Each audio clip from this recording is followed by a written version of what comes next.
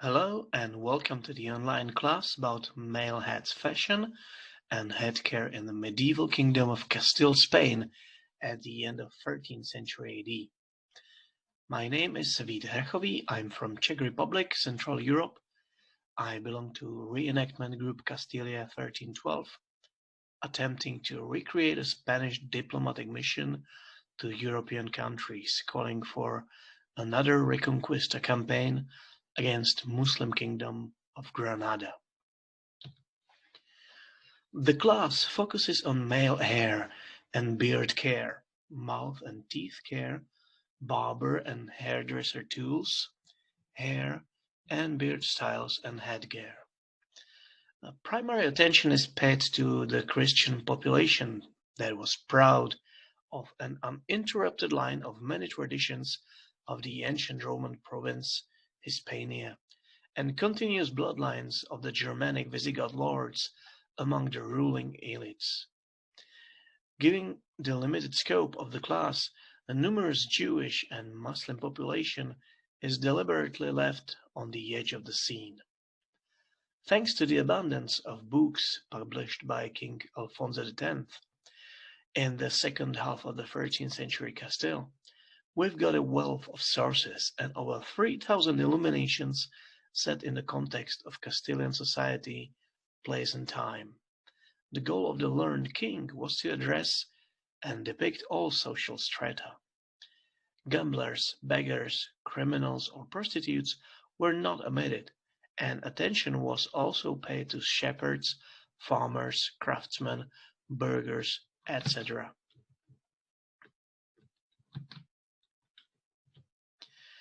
Many medieval illuminations were constructed according to temporary artistic canon. Recreators should be aware of this and have to compare multiple sources, archaeological findings, illuminations, paintings, statues, effigies, to be able to create trusted model for proper-looking outfit. What stands out in Cantigas de Santa Maria and Libro de los Juegos books is unbelievable precision of miniatures and focus on details.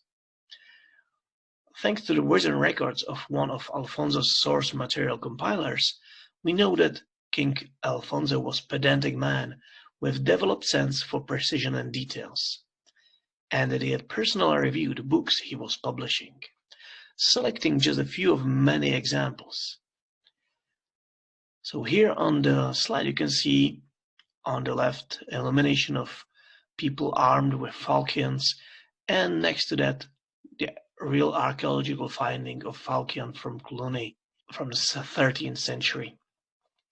On the right you can see Muslim horseback riders, Muslim army, armed with bilobal shields called adargas, and in the center you can see inside of that shield that was preserved to this time since 14th century.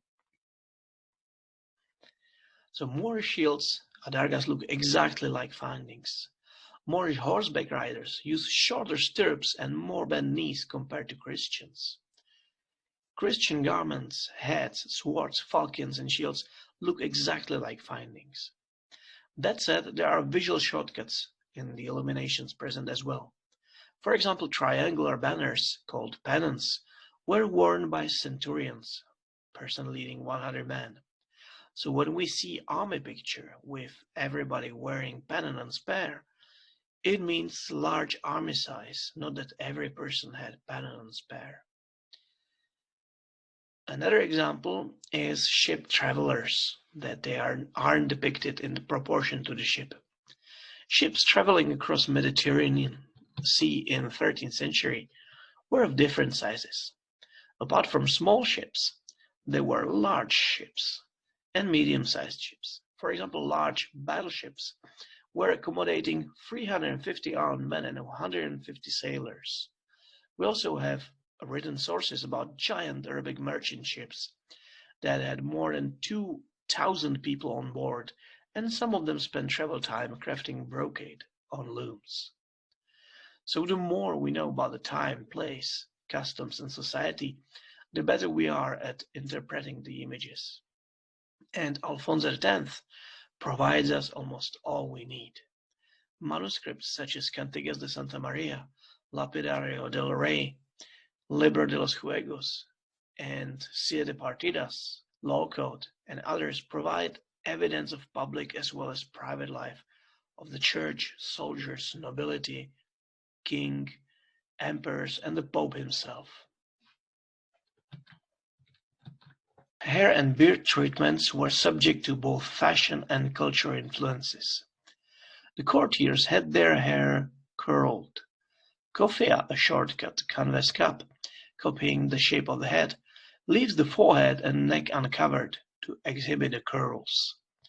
In the Christian population, hair usually didn't fall under the chin level. Jews are depicted with hair falling on their backs or braided in mid-thigh long braids. Gentlemen could have their hair and beard bleached blonde, dyed over gray, and dyed using various colors. There were a number of medicines to treat baldness that could actually work against the types of baldness caused by bacterial infections and mycosis. A large number of today's beard fashions were also used in medieval Castile. Based on Alfonso X's decree, the courtiers were supposed to be shaved smoothly. This set the trend, but exceptions existed. Young people and courtiers were therefore shaved smoothly. They could wear different kinds of mustaches, beard strips on their chin, bearded chin, and goatee. Older or more honorable people wore a full beard. The length of the beard varied from a few centimeters up to the lower edge of their throats. Jewish beards were longer and could fall to the chest. Hair and beard care also included regular hygiene, parasite removal products, and dental, gum, and oral care. Parasites were removed from the headgear by hot steam or ironing. Juan Ruiz, Castilian poet from the first half of the 14th century, in his Book of True Love, Libro de Buen Amor, recommends cleanliness to seducers of ladies. Try to be like a dove, always clean and always gentle. Try to be like a peacock, bright and prudent, wise a lot, never upset, never foul. According to Gonzalo Menendez Pidal, there were wet baths and dry baths. Visitors of the wet baths were bathing in wooden tubs filled with hot or cold water. The spa visitor wore an almost transparent apron, the forerunner of the bath towel. Sponges were widely used in the spa to wipe the body. The dry baths was a medieval term for steam baths.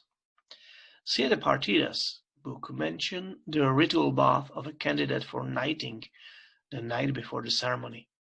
The bath should include cleansing the body, washing the head and hands. Cantigas de Santa Maria mentioned incidents in a public bath and the custom of Toledo virgins to take a bath in a public bath before wedding.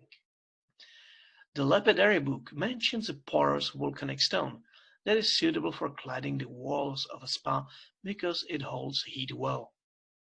The illumination accompanying the text to this spa stone gives an insight into the spa. Local Toledo laws declare it necessary to keep the spa operational. Operation of the spa was governed by local customs.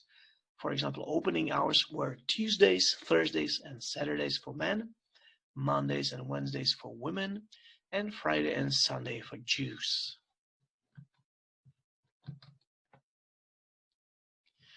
Since Christian, Jewish, and Islamic cultures were living together in medieval Castile, the Arab world and its influence on the Iberian Peninsula should be mentioned.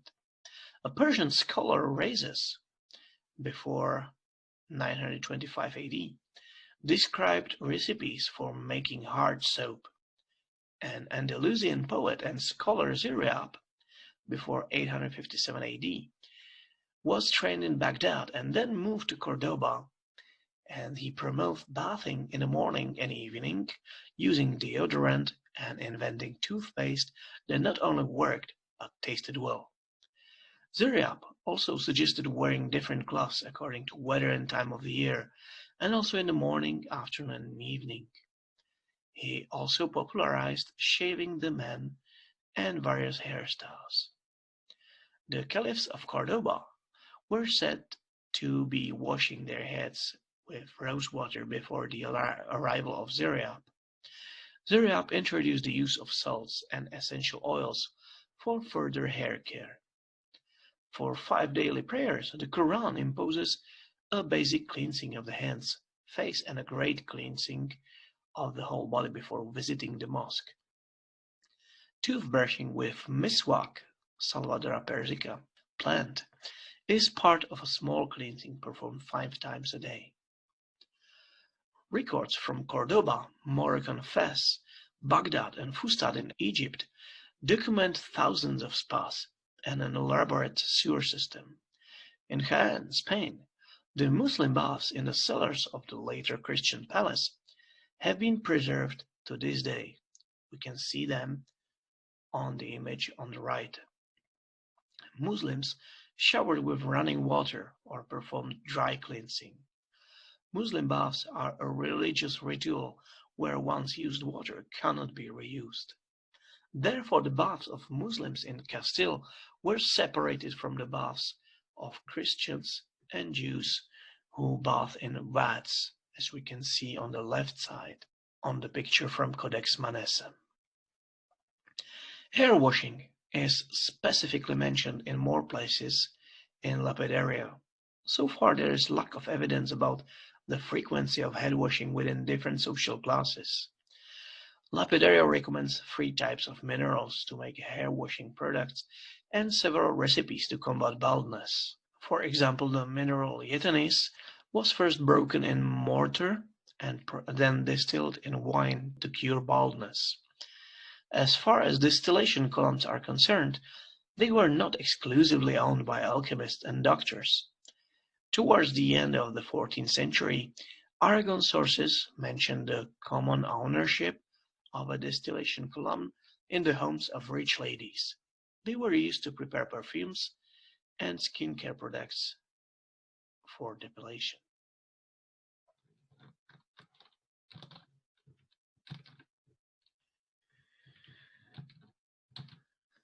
Siete Partidas dedicates a paragraph to barbers who cut men's hair and shave their beards.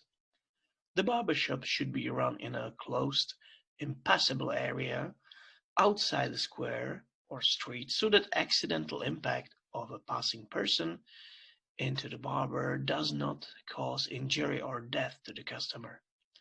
The article also mentions that venipuncture is also provided by barbers who should perform their work only when sober. On the right side of the slide, we can see the venipuncture performed by barber from the Persian contemporary manuscript. On the left side, we can see barber with opened razor. Quality hard soap cooked from olive oil was used for washing hands, hair, and shaving beard. During the 13th century, it was one of the valuable export articles of the Castilian kingdom and was known in Europe under the trade name Castilian soap. Lapidario mentions the soap too. Despite its trade name, the hard soap isn't a Castilian invention. Greek author Zosimos of Panople described the production of this type of soap already in the 3rd century AD. The use of pomades, widespread in the ancient Roman Empire, and perfuming hair lack support from written sources from 13th century.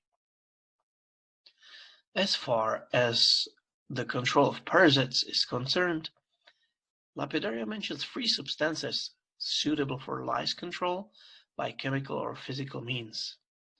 The recommended bath of hair in water mixed with quicksilver, which is mercury, is efficient way, although rather toxic to humans. The other 2 products were made from resources imported from Africa, and they were containing arsenic. Lapidario also mentions several recipes for dyeing hair and covering gray. For example, the mineral bauxite, a type of quartz, is used for dyeing over gray. The mineral adhenic tricolor, probably chalcantite, malachite, or copper acetate, is an ingredient of various hair dyes. One of the recipes also combines adhenic with henna. The mineral calcite, which is blue vitriol, bleaches the hair to blonde. Hair washing products, medicines, and hair dyes were available from local pharmacists who personally prepared them and were responsible for their quality and safe level of toxicity, according to Siete Partidas. Facial care included dental and gum care. Lapidario lists 11 minerals for the preparation of perfumed tooth powders and gum care, 4 teeth-healing substances, and 1 painkiller. Mouthwash perfume is mentioned in Siete Partidas. The use of toothbrushes or threads is not mentioned in Spanish sources. The toothpaste or powder was applied to a coarse linen napkin, rubbing the gums and teeth. The ideal teeth were pure white and the gums crimson red. The mouth was rinsed with perfumed mouthwash based on wine or vinegar, scented with rosemary, marjoram, cinnamon, mint, or pepper. Dental care throughout Europe was based on a widely known medical manuscripts originating from Southern Europe. After the 12th century, a collection of medical treatises on women health and hygiene called Trotula disseminated over Europe from Salerno, Italy. The popular work Regimen Sanitatis ad Inclinum Regem Aragonum was written by Arnaud de Villanova in 1309, and it was based on 11th century Milan literature. In the second half of the 14th century, Albík of Unichov, court physician of Czech King Wenceslas IV, wrote the book Regimen Sanitatis Vetularius. His recommendations to king are very similar to Villanova's.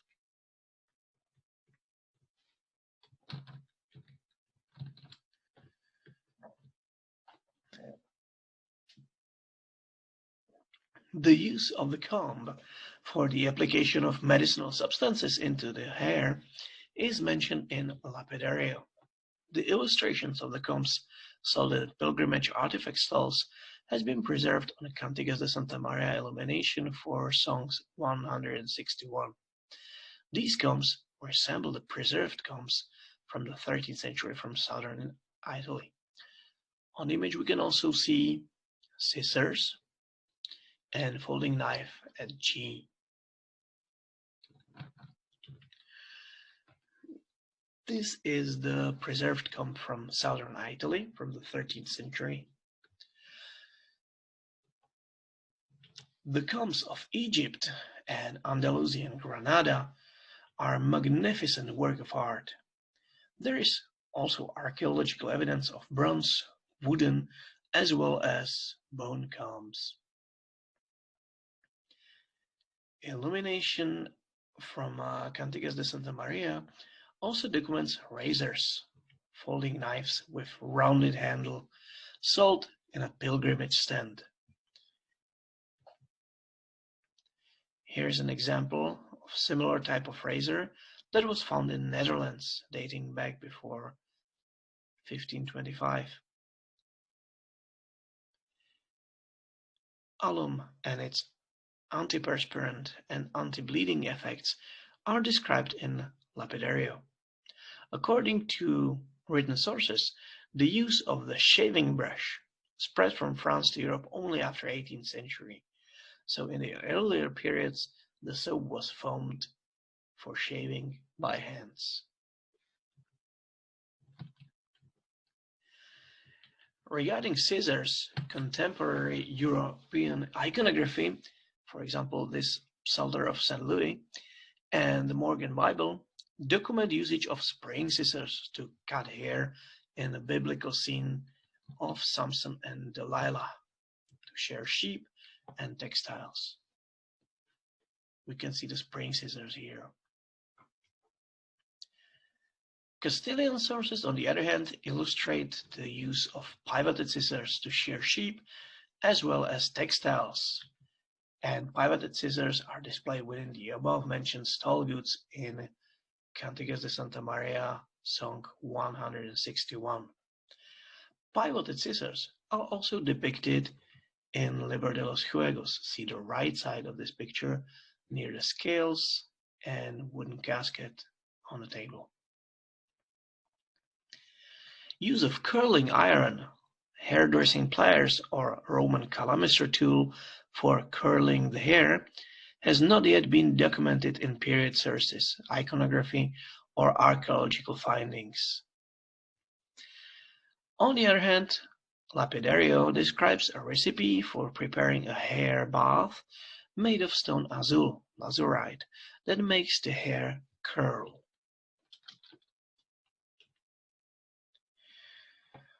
Now, this is a nice gambling den brawl scene from Cantigas de Santa Maria, introducing us to the world of hairstyles. At the bottom left, we can see shaved head among convicts and gamblers dressed in torn, repaired cloths. On the right side, there are two men with unthreaded hair.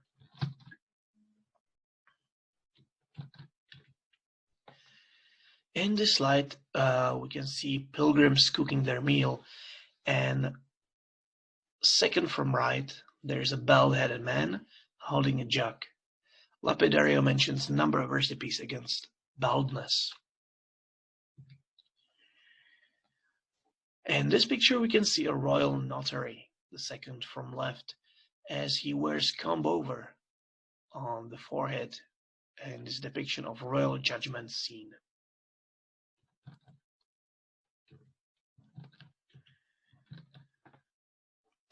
There are two illuminations of servants wearing a short brush cut. Here is a Libro de los Juegos at bottom left.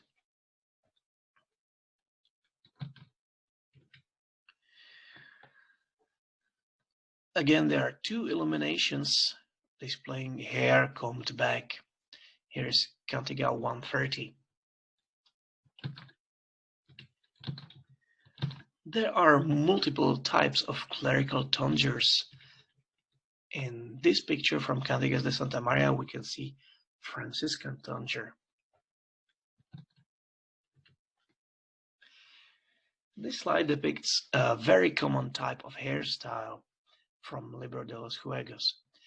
Hair with fringes combed straight on the forehead. On the temples, the hair is combed over or behind the ear. Hair length varies from below the ear to the level of the chin or larynx. Similar to the previous hairstyle, this very common style has fringe curled upwards.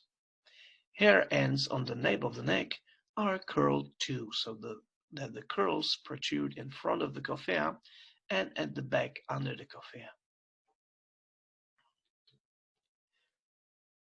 There are a couple of illuminations showing wavy hair with flat from right eye to left. Here, one example from Libro de los Juegos. And here's the similar picture from Cantiga de Santa Maria of wavy hair. Following couple of slides show Jewish loose, long hair and long beards falling on their chest and shoulders.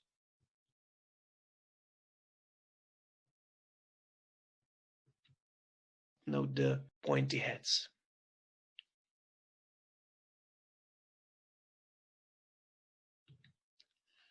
This slide shows braids to the middle of the thighs of Jewish archers.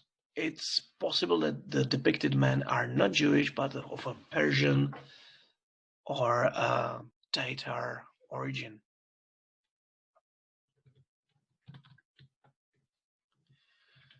Regarding the beards, most men on the available illuminations in Cantigas de Santa Maria and Libro de los Juegos are clean-shaved, as can be seen on the picture 8 on this slide. Stubble can be seen exactly in one illumination on picture B. Picture C reflects most common length of Christian beard. It was mostly about 5 centimeters below the lower jaw, down to the level of the larynx, like the second figure from the left in a picture A or in a picture C. Pilgrims are usually depicted clean-shaved or with a bit longer beard. Jewish beards started at about 5 centimeters length, and in some cases their beard reaches from chin to chest. The sideburns and cutlets were not shown on the illuminations. Other depicted styles include a goatee, depicted in the image D, a circle beard, which can be seen on image J, a pointed goatee at image E, second face from the bottom right, salpatch in the image G on the left, or chin strap with shaved cheeks and neck in the image F in the middle. Moustache illuminations is documented by the following variants: a natural moustache as a part of the beard, a narrow straight moustache on the image 8 right, standing person, a moustache tipping down on the sides of the nose in the image I, that is actually documented in multiple sources, and the horseshoe in the image J. No illuminations exhibit a narrow moustache under the nose called a toothbrush or massive moustaches. The area between the nose and lips is carefully shaved almost everywhere, and this also applies to hermits, Jews, and Muslims. For Muslims, this observation is supported by the Quran's command, where Muhammad orders the men to grow a beard on their chin, but the mustache must not cover the upper lip. This is both hygienic and practical. Contrary to illuminations, the tombstone of Aragon's Don Bernaldo Guillen de Entenza from Valencia undoubtedly documents the massive moustache under the nose. On the left. On the right side, you can see tombstone of Don Diego Lopez de Salcedo, deceased 1274, again showing a large moustache with tips curved upwards. However, some of the tomb drawings from 19th century were found to contain fundamental mistakes and need to be checked with real tombs if they still exist.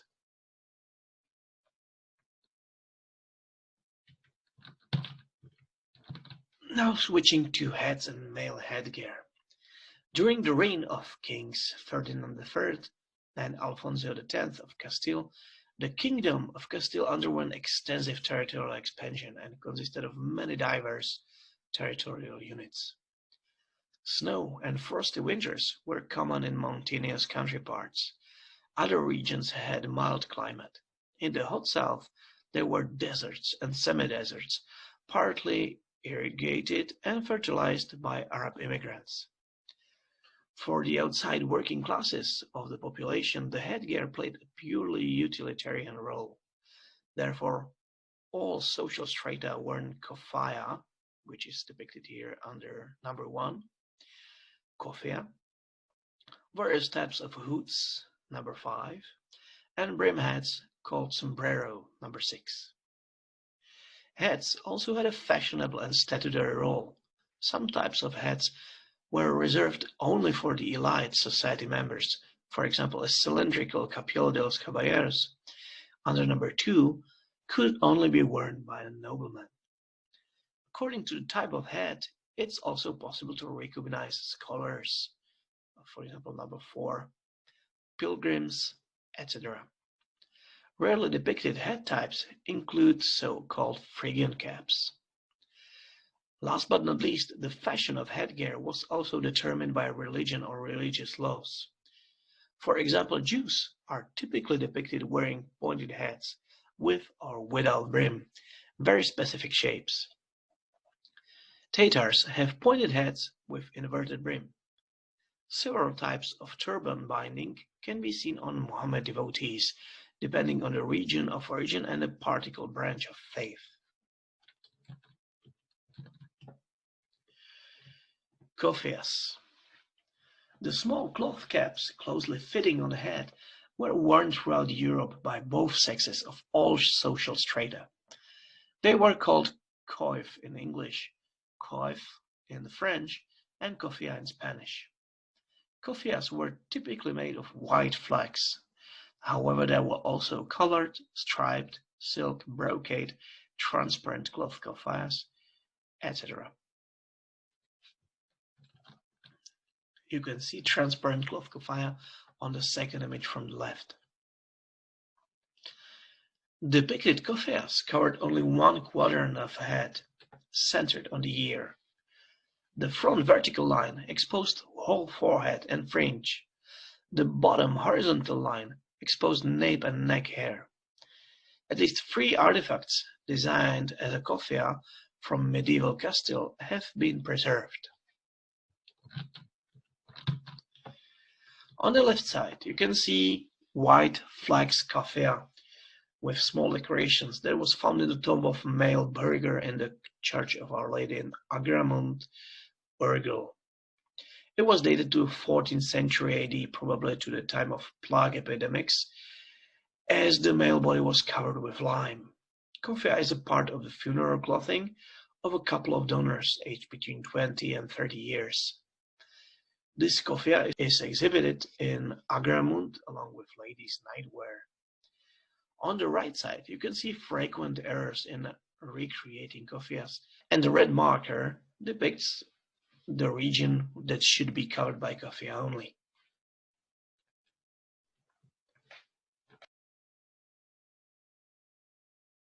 Another example of kofias is this silk brocade kofia of Prince Fernando from 1211 AD. This is kofia with dimensions of 20 to 16 centimeters, with flat woven Moorish motifs of white and blue silk, threads and threads with gold and silver windings. This item has a unique shape covering the entire back of the head and neck. Kofia comes from the funeral clothing of Prince Fernando, the eldest son of Alfonso VIII and Eleanor of England, who died at the age of 21. The style of kofia decoration is similar to that of his sister Eleanor of Castile. Kofia is constructed from 2 hemispherical parts and has a lining of fine white linen cloth. The strip of fabric lying on the back, on the neck, was made using a fine weaving technique of the Moorish type and was filled with wool and reinforced with gilded lambskin leather strips. 2 triangular stripes are sewn to this stripe. The decoration of the kofia consists of Kufi letters, which is Arabic type of Kufi according to the city of Kufa in Iraq, woven with white and gold thread on a blue background.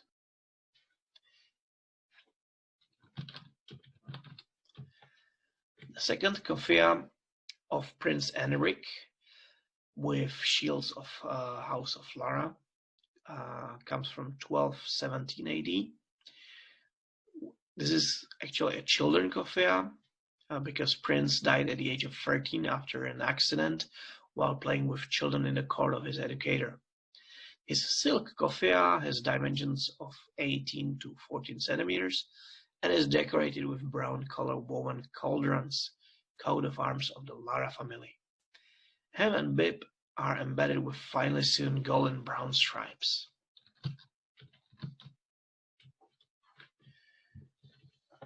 Hoods. Capirot is a hood that covered the head and neck and falls on the shoulders. Hood designs contain button fasteners at the front or no buttons at all and put just over the head. All social strata worn hoods, usually pulled over the head, less frequently fitted to the head through the face opening, so that the collar hung on one shoulder and the hood's tip pointed to the opposite shoulder, as can be seen on the third image from the left. In Cantigas de Santa Maria and Libro de los Juegos, we can see at least 5 different ways of wearing the hood, and all of them are included in this collage of pictures.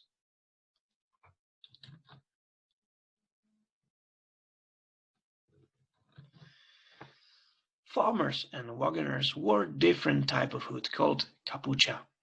It is a hood with prolonged front and back part down, reaching down under the belt, and the belt was worn over it. Kofia could be worn under the hood.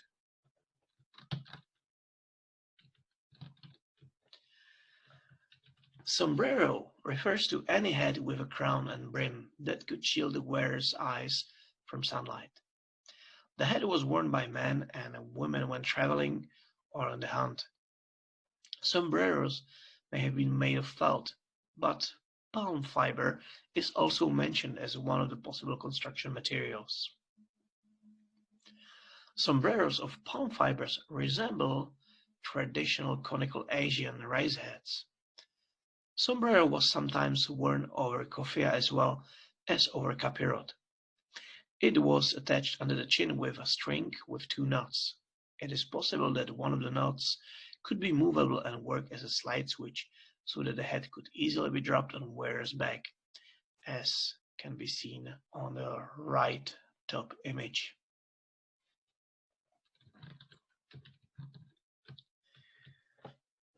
This type of hat is called capello redondo.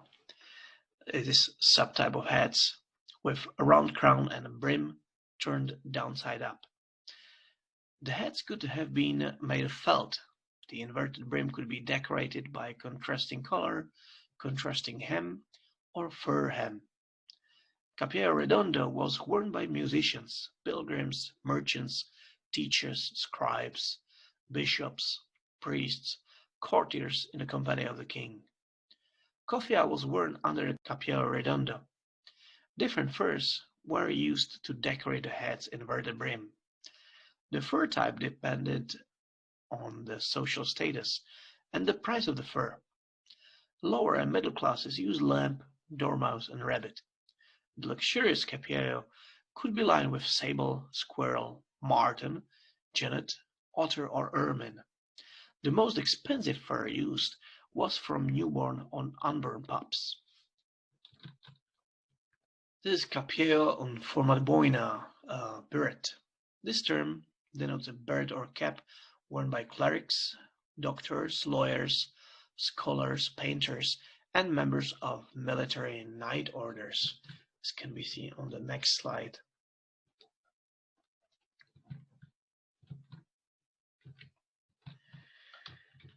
This is a collection of nobleman hats called Capello de los Caballeros.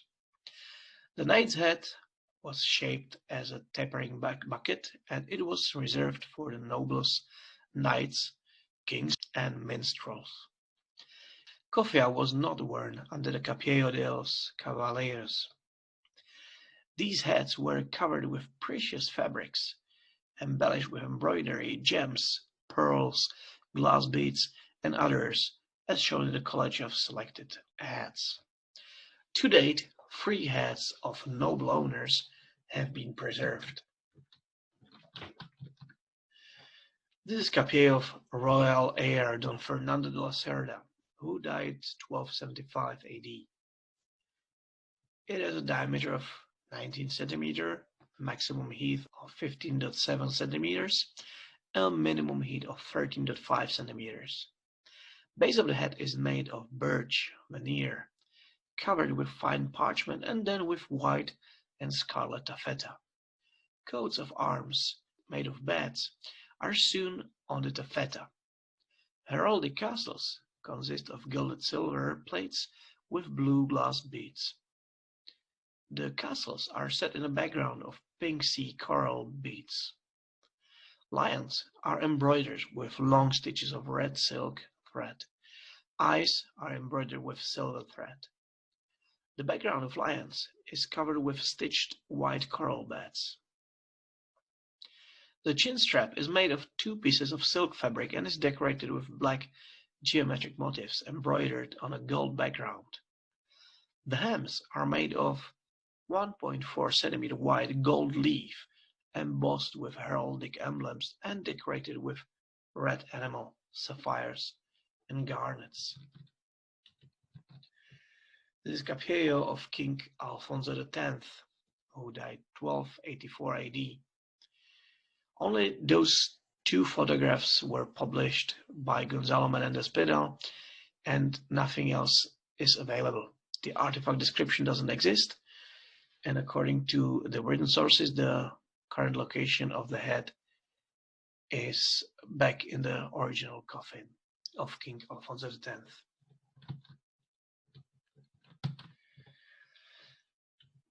The first capille of Prince Don Felipe, Alfonso's relative, who died in 1274 AD, has a diameter of 17 centimeters and maximum height of 15.3 centimeters. It was made of taffeta, flax, silk, and gold. The head is of Moorish origin.